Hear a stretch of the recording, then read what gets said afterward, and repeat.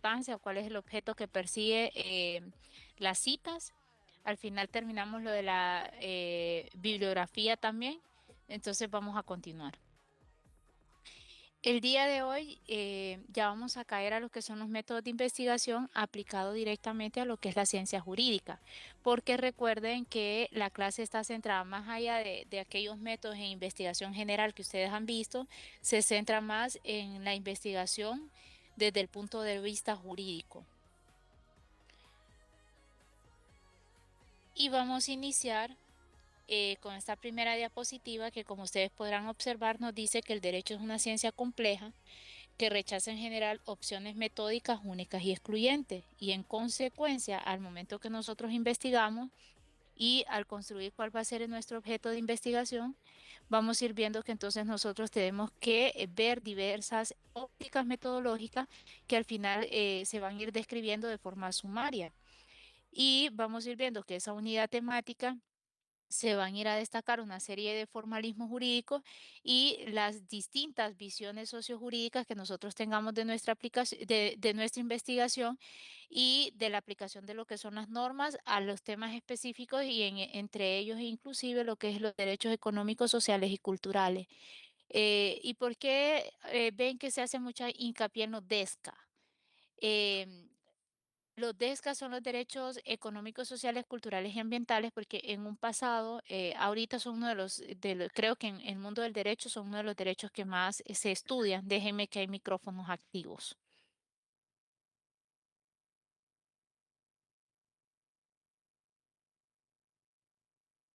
No se les olvide que siempre que se conecten, desactivar los micrófonos.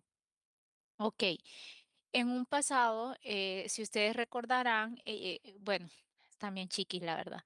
Antes van a ver ustedes que en un pasado el derecho se centraba más que todo en que nosotros llamamos los derechos civiles y políticos, los más famosos como los derechos de primera generación, que en nuestra Constitución aparecen como los derechos individuales, que son los derechos a la vida, a la libertad, a la propiedad, a la libertad de circulación, perdón, libertad de imprenta, libertad de pensamiento, libertad de reunión, entre otros. Debido proceso, todas las que son las garantías penales. Sin embargo, posteriormente surgieron los derechos económicos, sociales y culturales, que son los llamados de segunda generación, y luego salieron los ambientales y los de tecnología, que son los de tercera generación. Sin embargo, ustedes ahorita tienen que saber que todos los derechos actualmente ocupan igual jerarquía. ¿Qué implica eso? Que todos los derechos como tal tienen igual valor y en virtud que tienen igual valor, pues ustedes tienen que ver que estos derechos deben ser tutelados por el Estado y pueden ser exigibles por la sociedad. Y por ende vamos a ir viendo vamos a ir viendo todas esas visiones sociojurídicas de aplicación de normas a temas en específico como son los derechos económicos, sociales y culturales y ambientales, porque van a ir viendo ustedes que actualmente estos derechos pues tienen igual juridicidad que el resto de derechos y por ende son de obligatorio cumplimiento por el Estado y al final son una garantía en favor de los individuos. Ahora bien, vamos a entrar a lo que es el fenómeno jurídico y vamos a ir viendo que para poder investigar el derecho es necesario conocer el objeto o fenómeno jurídico llamado derecho.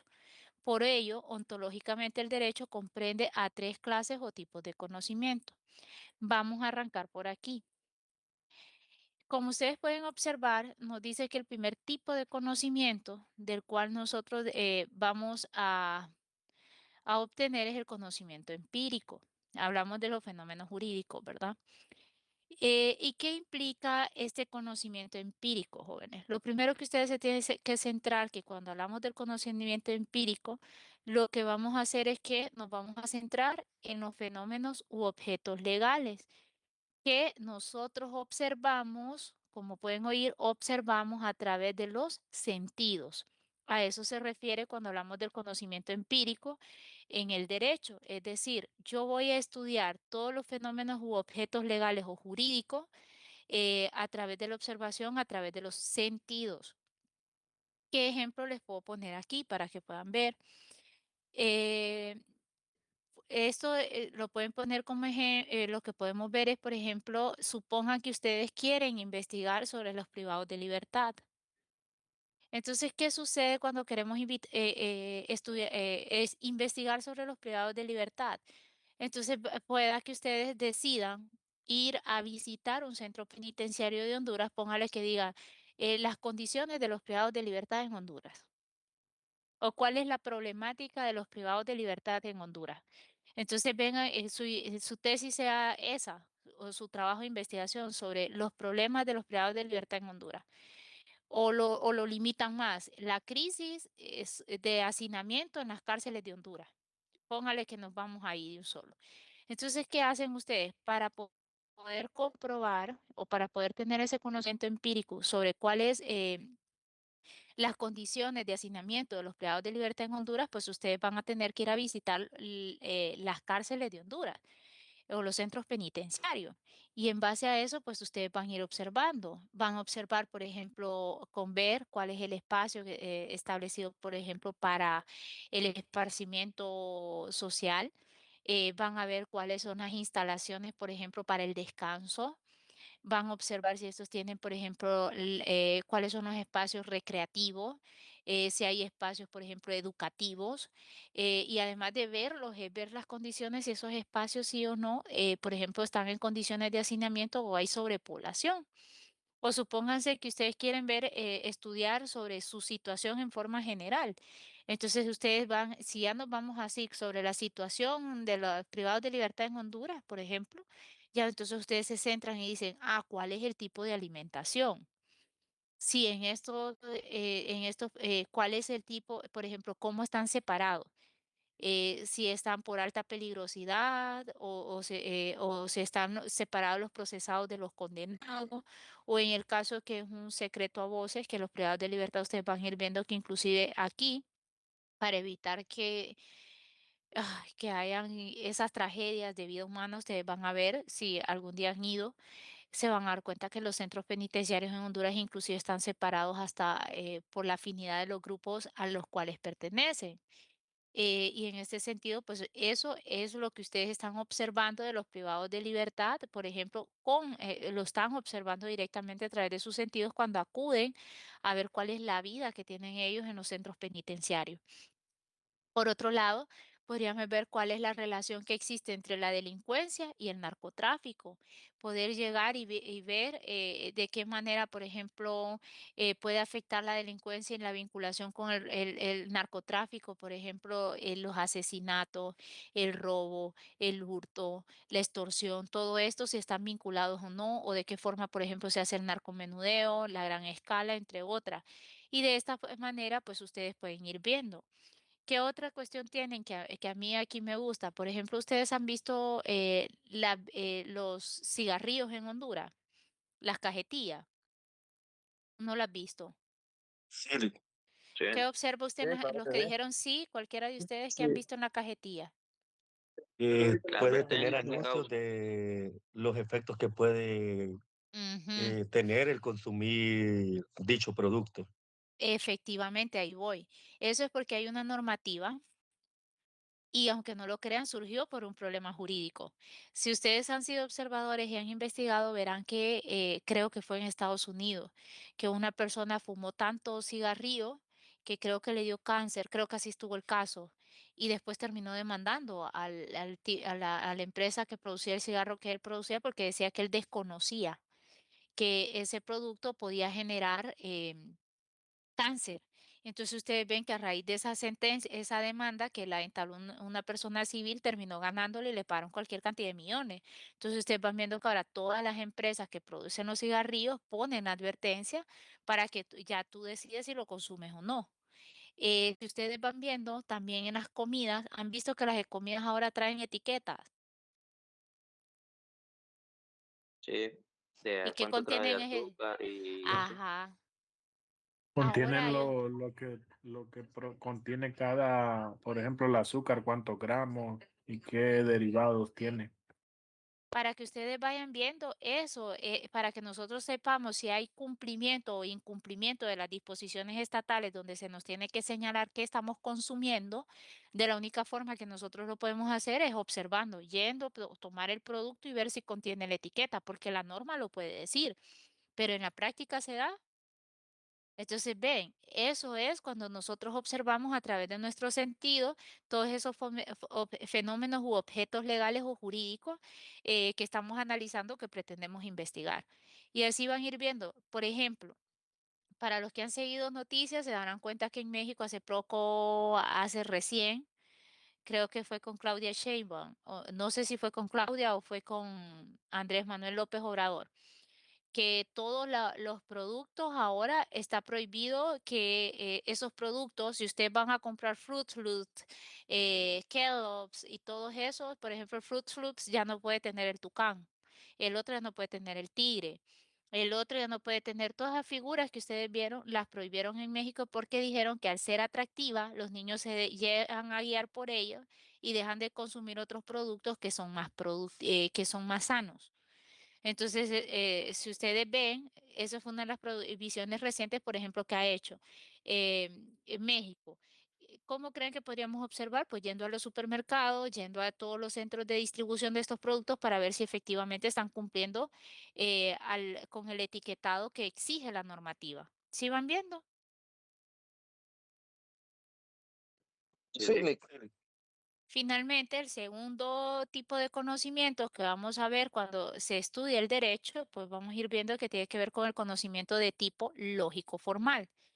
Y en este tipo de conocimiento lógico formal, vamos a ir viendo que pasamos de un discurso técnico legal y vamos a ir pasando a lo que es la lógica y coherencia de un instrumento jurídico. Es decir, aquí lo que vamos a ir viendo es que lo que vamos a hacer es estudiar cómo está el discurso técnico legal de la norma, ver cómo está redactado, si hay lógica, si hay coherencia, y vamos a hacer énfasis en estudiar el lenguaje de las proposiciones normativas.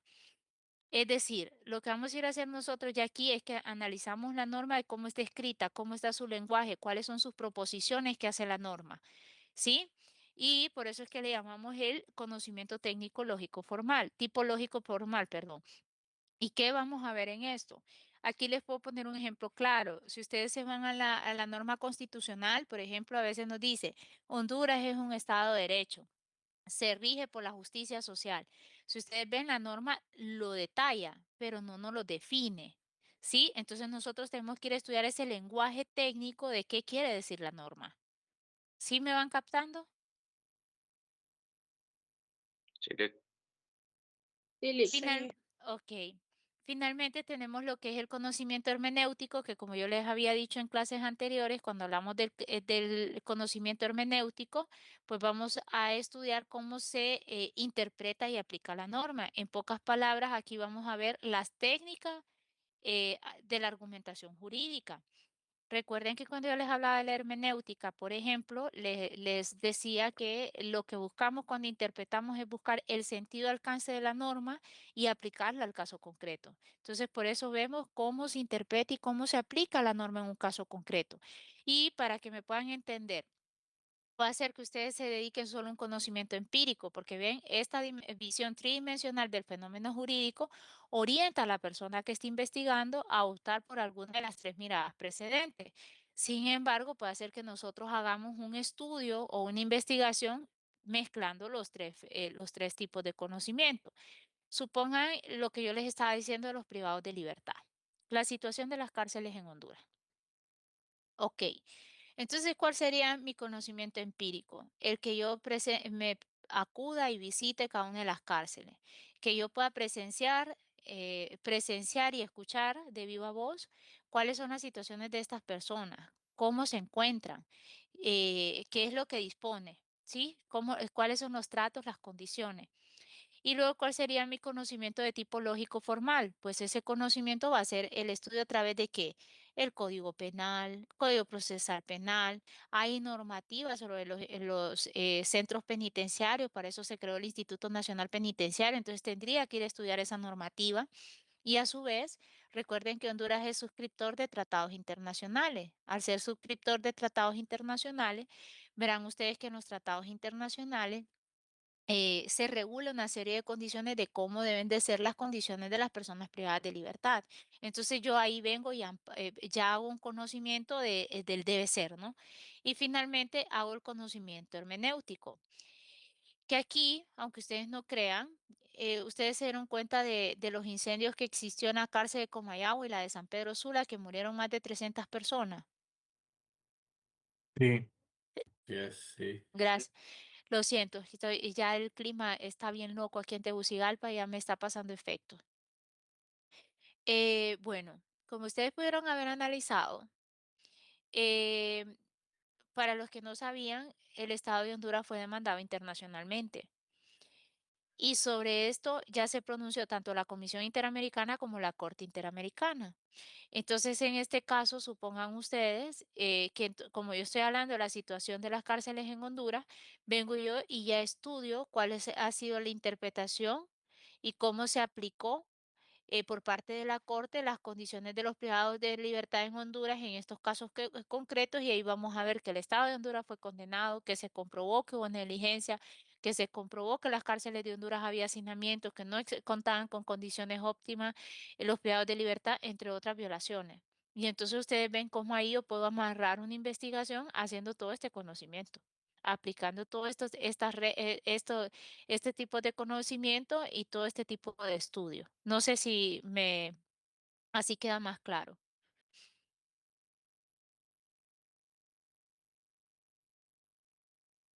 Pero esas reglas Sí, ahora son cumplidas en las cárceles o solo es porque a veces se hacen documentos o por llenar documentos, pero no se sabe si son cumplidas. ¿Serán cumplidas esas normas? Por eso le puse el ejemplo, eso es un caso real. Mm. Eh, Espéreme, voy a dejar de compartir ahorita. Déjeme, ya voy a buscar algo. Les puse el ejemplo porque ese es un caso real.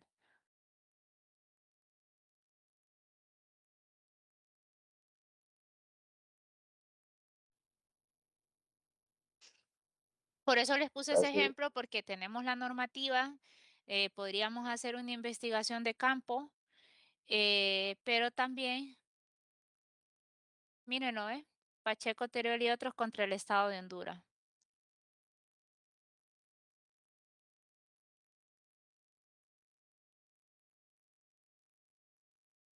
Miren, Según la de información conformidad que con yo, miren, aquí le estaba diciendo, miren, yo le estoy diciendo esto porque efectivamente, ya le doy la palabra, porque atendiendo a la pregunta de su compañero, miren lo que dice todo. En este sentido, los centros penales a nivel nacional se encontraban sobrepoblados, perdón, provocando hacinamiento, insalubridad, contaminación, inconformidad, antagonismo, enfrentamiento. Y miren cuántas veces se aborda lo del hacinamiento, ¿ves?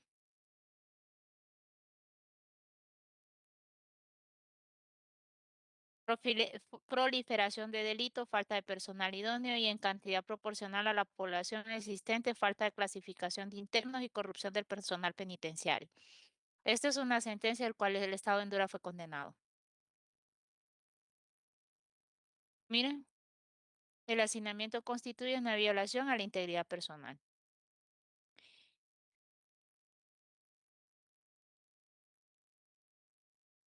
¿Quién me había levantado la mano, perdón? buenas noches, Lin.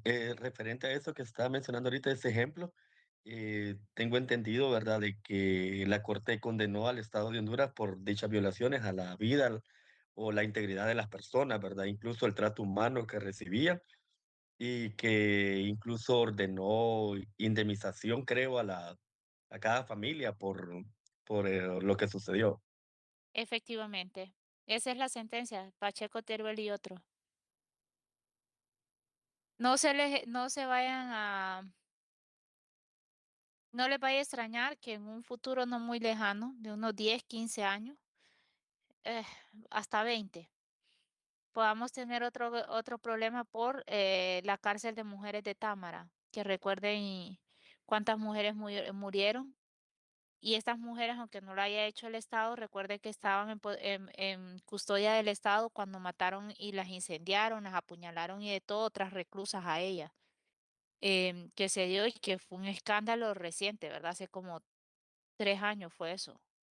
Sí, fue en el actual gobierno que acá, el que está saliendo ahorita. Sí, en el 2023 fue él. Ahí está, fue algo reciente. Entonces, si ustedes ven, les puse ese ejemplo porque es el que más podríamos ver. Sin embargo, ustedes podrían estudiar cualquier otro fenómeno jurídico.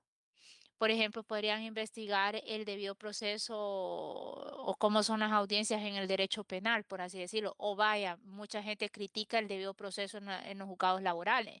Y ustedes podrían hacer la observación de ir cómo son los juicios, de acudir a los juzgados para ver cómo es, por si no saben, todavía en derecho, en el derecho laboral, te tablean, no te notifican al correo ni al teléfono. Olvídense de eso. Y ni crean que si ustedes no van a revisar el expediente y no se notifican, entonces no pasa nada. En derecho laboral todavía están tableando en una pared. Esa fue mentirita la que hizo la corte, que ahora iba a ser por medios electrónicos. Lo que han hecho es un QR y tú tienes que estar viendo el tableo, estar viendo ese código QR todos los días. Imagínate estar revisando juez por juez para ver si te notificaron. ¿Lo sabían o no lo sabían? No, no lo sabía. No, No, abogada, no, no, no, no lo abogada. sabía. Bienvenida a la realidad nacional. De la nada un juez te tiene señalado una audiencia hoy y de la nada en laboral te la adelantaron, entonces tienes que estar viendo las tablas de aviso, por si no sabían. Yo tenía una audiencia para noviembre y me la pasaron para junio. Imagínense que yo no hubiera estado yendo a ver las tablas y me hubiera confiado porque ya me habían señalado audiencia. Porque como lo hacen por tabla, no notifican directo. Y ojo, que hay jueces que ni siquiera te notifican al abogado, sino que ponen el nombre de tu cliente. Imaginen esos bufetes que tienen más de 40 clientes.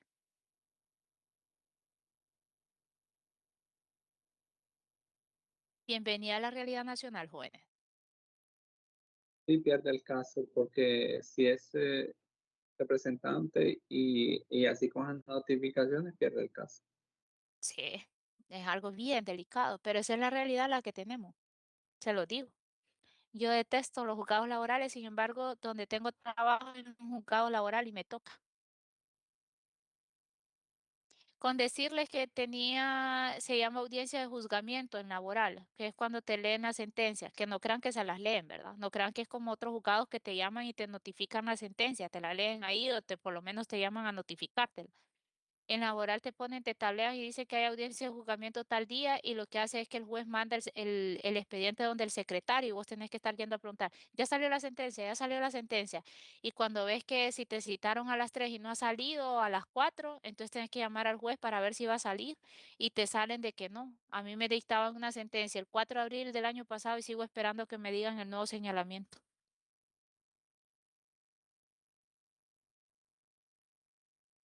Que laboral es una mafia, ¿verdad, abogada? No, no es mafia. Lamentablemente se creó el Código Procesal Civil y les dice el artículo 22 que esta norma es supletoria en materia laboral y ahí es laboral, mercantil y te menciona todas. Ajá, si es en laboral, porque no utilizan, utilizando los medios de notificación que dice el Código Procesal Civil? Porque ya se quedó desfasado el código. Recuerden que el Código del Trabajo es de 1956 o 58, para que vean qué tan desfasado está. Pero tanto abogado que hay, yo digo que debería de apelar eso o debería de ver cómo eh, modifica eso, digo yo, para que sea más eficiente. Mm, O sea que no han habido reformas para dicho no, código. no. 1900, ¿qué dijo abogada? Creo que es de 1956. Aquí no tengo uno porque lo tengo en el bufete. Creo que ya les voy a ya les voy a averiguar. Ustedes siempre me sacan, ¿verdad? De la clase. ¿Para qué les pongo ejemplo? Es que es bien interesante los casos que Es hay. que hay ejemplos que son muy buenos, abogada, entonces Abogada, y así desconocemos. aprendemos también. Abogada, disculpe, yo tengo un código civil acá No sé Y si se lo abogada, muestro. Ay, sí, el Código Civil es otro, que es viejísimo. y El abogada, código, ¿Cuál es el, será perdón, cuál es el que es de está? mil- ¿Cuál es? el código de 1906 es el Código Civil, es más viejo todavía. Pero ese se ha Pero recibido tengo, reformas porque recuerden que toda la parte de familia, adopciones, todo eso ya se eliminó y quedó derogado de ahí, pasó a las leyes, a las leyes ¿sí? de Oh, familia. Las demás figuras siguen igual como el derecho civil, casi no han habido cambios. El del Código del Trabajo se creó en 1959 después de la huelga del 54, para que ustedes tengan una idea. Bienvenidos a la realidad nacional. y en lo penal es igual. No, el Código Penal acaba de entrar en vigencia un nuevo código. Recuerden que entró en el gobierno, bueno, ahora antepasado, porque ya el Congreso Nacional ya entró en funciones el nuevo. Pero así mismo deberían de hacer en la parte laboral también para que Sí, la verdad que sea ya más se ocupa, eficiente. ya se ocupa. Ok, jóvenes, continuemos. Atendiendo a la siguiente diapositiva, ustedes pueden ver que nos dice que el método constituye pasos a seguir en función de una meta. Entonces vamos a ir viendo que nosotros lo que hacemos a través de ese método va a ser la coordinación de actividades. ¿Se acuerdan que habíamos visto el concepto de método?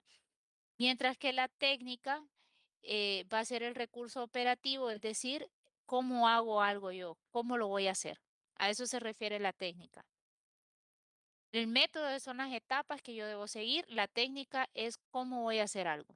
A eso se refiere en resumidas cuentas. Y vamos a ir viendo entonces que aquí vamos a ir utilizando una serie de métodos y técnicas que ya definimos qué es método, qué es técnica en las diapositivas anteriores. Y aquí vamos a ir viendo, bueno, estos conceptos de que la epistemología es integrante de lo que es la filosofía y que por ende conforma lo que son teorías para conocer o visualizar lo que es el conocimiento de información jurídica disponible respecto de puntos de la realidad regulada. Como ustedes pueden ir viendo, entonces vamos a ir viendo que tanto un método como la técnica va a depender del enfoque que le quiera dar el investigador. El método que elijamos o la técnica va a ser atendiendo al enfoque que como investigador ustedes quieran darle. Y en este sentido vamos a ir viendo que es posible identificar vías epistémicas para comprender algunos fenómenos jurídicos, tanto como los analíticos, los sintéticos, los analógicos, los históricos y fenomenológicos, que estos a partir de ahorita los vamos a ir definiendo. Empezamos con el primer método que tiene que ver con el método analógico. Como pueden ver, el método analógico aquí lo que trata es de razonar por medio de analogías y comparaciones en donde a partir de dos situaciones o sistemas similares, conociendo el resultado de uno de ellos, se obtiene la idea que del otro se obtendrá consecuencias similares o parecidas. Eh, Prácticamente, jóvenes, lo que estamos buscando, si ustedes ven, cuando hablamos del método analógico, lo que vamos a hacer es comparar. Vamos a comparar dos situaciones que sean similares y que dentro de esas dos situaciones similares, nosotros en una de ellas ya conocemos el resultado y ese resultado lo vamos a aplicar como consecuencia similar o parecida a la otra situación que es a la que estamos buscando dar respuesta. Aquí voy a hacer una aclaración. ¿Por qué? Porque como estamos hablando del método analógico en la investigación, en el mundo jurídico, el método lo vamos a identificar con el método del derecho comparado. ¿Por qué? Porque ustedes ya están llevando, pregunté en la clase anterior, que es la misma clase, qué materia que se habían sacado interpretación lógica, interpretación jurídica, y me dijeron que no, que hasta ahorita la están cursando. Ya eso cambió, antes esa era de las primeras clases. Entonces, hago esta aclaración porque vamos a ver que cuando estamos hablando del método analógico en la investigación, se refiere al derecho comparado y no estoy hablando de reglas de interpretación. No me van a ir a quedar mal en otra clase diciendo que les enseño otra cosa. Les voy a enseñar a qué se refiere la interpretación por analogía como regla de interpretación y aquí les voy a enseñar el método analógico. ¿Ok? ¿Quedamos claros en eso? Sí, Usted abogada. se refiere, usted se refiere, Lick, al método analógico como regla general, en lugar de comparación. Como regla de, no, lo hablo como dentro del derecho, como regla de investigación, como un método de investigación, porque recuerde que estamos en la investigación jurídica. Entonces, que cuando estamos hablando del mundo del derecho, en el mundo jurídico, cuando hablamos del método analógico en la investigación, a lo que estamos haciendo énfasis es al método del derecho comparado. ¿Qué significa esto? Cuando hablamos del método del derecho comparado, que es el analógico, a lo que nosotros estamos haciendo es que comparamos instituciones o figuras jurídicas que se encuentran vigentes en países distintos. Es decir, nosotros lo que vamos a hacer es comparar esas instituciones o esas figuras jurídicas, cómo se aplican esos criterios en otros estados, en otros países y si hay similitudes o hay distinciones. Entonces, tenemos que aprender a diferenciar entre la analogía entre leyes frente a lo que nosotros llamamos a la analogía del derecho comparado. ¿Por qué? Cuando hablo del derecho comparado, puede ser que yo haga un derecho comparado de diferentes estados. Por ejemplo, aquí yo siempre le digo a mis alumnos, les voy a poner un ejemplo que es donde yo más he hecho el derecho comparado, cuando preparo mis clases. Yo di una clase que se llama Teoría de la Constitución e Historia de la Constitución. Cuando daba teoría de la Constitución, que ya desapareció del pensum académico, se enseñaba las formas de gobierno. En las formas de gobierno, nosotros todos nos identificamos con el presidencialismo, ¿sí o no? Todos manejamos qué es el presidencialismo, Sí, ¿sí? Ok, porque ese es el sistema que tenemos nosotros. Entonces, supongan, ¿a qué me estoy? Supongan que yo voy a estudiar la crisis del presidencialismo en los países latinoamericanos. Suponga que eso voy a hacer. O me centro en la crisis de los problemas de corrupción en el presidencialismo hondureño. Pónganlo así. Entonces, ¿qué voy a hacer yo? Podría ser un derecho comparado. O puede hacer que mi clase sea el presidencialismo el, de sufragio directo e indirecto, suponga. ¿Por qué? Porque ya les puse el ejemplo que en el sistema jurídico hondureño nosotros tenemos nos regimos por el presidencialismo, que el sufragio es directo. ¿Por qué es directo? Porque nosotros elegimos al presidente. Y como nosotros elegimos al presidente directamente el pueblo, por eso se llama sufragio directo. Estados Unidos tiene presidencialismo, tiene un presidente. Pero si yo hago una comparación con Estados Unidos, vamos a ver si bien es cierto, cabe en la teoría de que es una persona electa democráticamente, que el poder es alternado, no hereditario, y que se elige por un tiempo determinado, caemos en la concepción de lo que es el presidencialismo. Pero ya cuando comparamos el derecho comparado entre el constitucionalismo nuestro y el constitucionalismo gringo, nos daremos cuenta que en Estados Unidos el presidente de su elección es sufragio indirecto. ¿Por qué? Porque la primera diferencia que vamos a ver es que al presidente no le elige directamente el pueblo. El pueblo elige al colegio electoral y el colegio electoral fue quien eligió a Trump. ¿Cómo juega esto? El partido que más representantes al colegio electoral gana es el que va a terminar ganando las elecciones. Así funciona. Entonces, desde ahí vemos una primera diferencia. Si de ahí yo me voy a cómo está compuesto, se darán cuenta ustedes que hasta en la estructura es diferente. ¿Por qué? Porque en el presidencialismo en Estados Unidos, por ejemplo, vemos otras diferencias. Estos tienen un presidente y un vicepresidente. Nosotros tenemos un presidente y ¿qué? Es Y un designado designado presidencial. presidencial. Predesignado, efectivamente.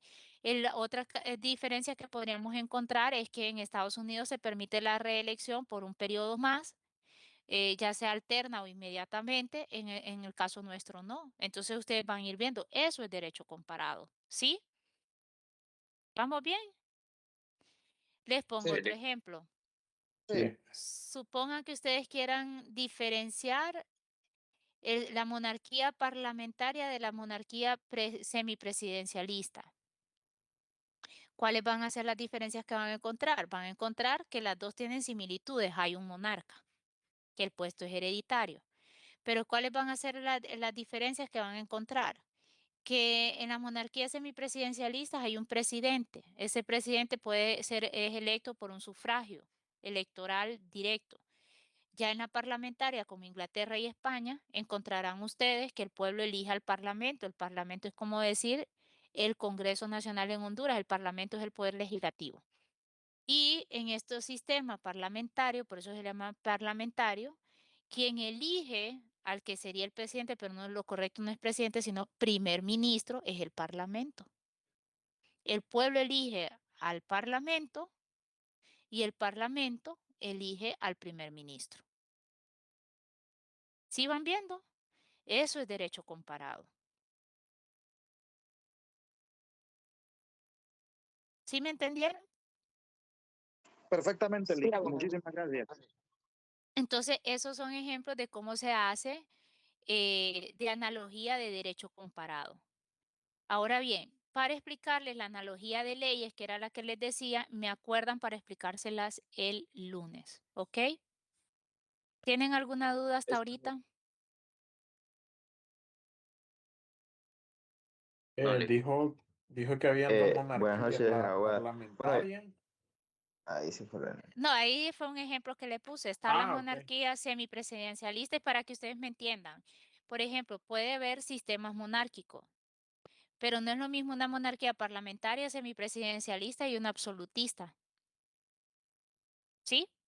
Entonces, ¿qué hacen? Usted estudia las monarquías, pero después viene y hace un derecho comparado y estudia aquellos países que tienen monarquía semipresidencialista, monarquía parlamentaria y las que se consideran todavía una especie de monarquía absolutista, ¿sí?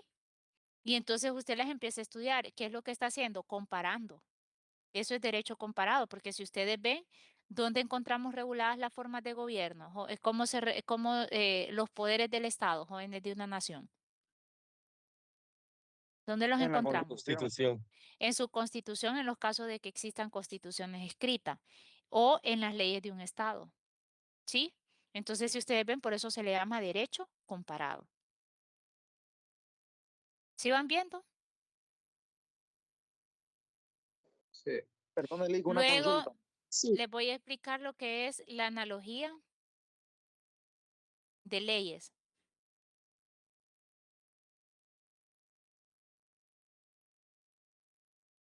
Dígame la pregunta. Usted acaba de decir ahorita, en el caso de que exista una constitución escrita, ¿qué es lo Ujú. que hay si no hay una constitución escrita? Leyes constitucionales. Hay derecho constitucional,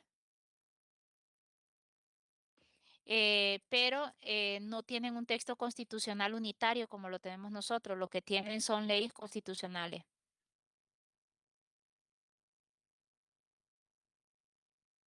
¿Qué país o nación es así? Inglaterra. Inglaterra Gracias. usted no va a encontrar un texto, solo el instrumento de gobierno fue la única constitución escrita que han tenido ellos en su historia. De ahí, si usted estudia su derecho constitucional, la tienen en leyes dispersas, tienen una ley de habeas corpus, que si usted revisa, nosotros tenemos el habeas corpus regulado en la Constitución. Tienen la Declaración de Derechos, que la Declaración de Derechos serían como la parte de la dogmática de nosotros, que es donde están los derechos civiles individuales y luego están los derechos sociales, que son los famosos derechos civiles, políticos, económicos, sociales, culturales y ambientales. Nosotros los tenemos en un solo capítulo dentro del mismo texto. Van a encontrar la petición de derechos, que es otra reconocimiento de derechos, y así van a ir encontrando una serie de normativas que conforman su derecho constitucional.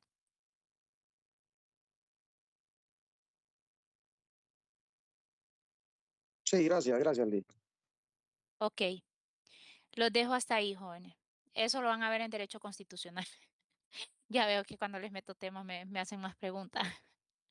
Ahí Me usted gustan. mencionaba Es de que la les pongo reelección, ejemplos, solo es para que entiendan. de la reelección en Estados Unidos, que es permitida por un segundo mandato, ¿verdad? Trump se religió. Lo que pasa es que de forma inmediata perdió. En Estados Unidos hay países que pueden tener la reelección de forma alterna. ¿Qué significa esto? Que ahorita haces tu periodo, pero no te puedes postular en este periodo que sigue, sino al próximo de ahí en adelante. ¿Por qué? Porque lo que evitan es que la persona que esté en el poder utilice las arcas del Estado para financiar su campaña. Hay países que te permiten que te puedas reelegir, como Estados Unidos, puede ser inmediatamente después o después. Una consulta, abogada. Y Copiado. con Quiere el decir, asunto de la abogada, que reelección aquí, ¿Mm? con Aquí el en asunto de la Honduras, dice. reelección en Honduras, Está ¿sigue siendo prohibido, ilegal sigue o siendo legal? Por... sigue siendo ilegal de conformidad al artículo 375 de la Constitución, que nos dice que nuestra Constitución no deja de perder vigencia si es modificada, reformada o derogada por cualquier otro medio que no sea el establecido por ella. Y nuestra Constitución establece que en cuanto a la prohibición para ser nuevamente presidente es un artículo pétreo. Wow, Los gracias por dejo la ahí, aclaración. los dejo ahí. No me sigan haciendo preguntas, solo pongo ejemplos. Van a ir Bueno, estudiando eso al fondo de la clase, de la es carrera. que gracias. se siente cortita su clase, abogada. Es que yo pongo ejemplos, pero ustedes no los captan como ejemplos de clase, sino que se van a las Entonces teorías. prácticamente ahí, abogada, se violó, ¿verdad? El artículo ese. En efecto. Aquí se ha violado la Constitución cuantas veces se ha podido. Bueno, los dejo ahí. Voy a estirarme. Voy a otra clase de 8 o 9.